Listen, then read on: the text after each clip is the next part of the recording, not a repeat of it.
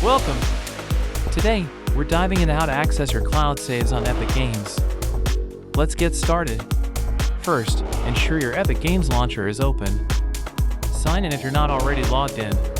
Now, go to your library. Here you will see all your games that support cloud saves.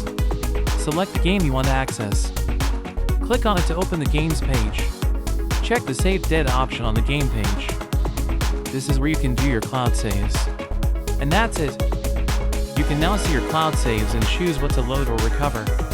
For best results, always ensure cloud saves are enabled in your game settings. If you experience any issues, check your internet connection and Epic Games status page. Remember to periodically back up your saves manually for extra safety. Thanks for watching. Subscribe for more tips and tutorials on gaming and software. Happy gaming, and may your cloud saves always be there for you. See you in the next tutorial.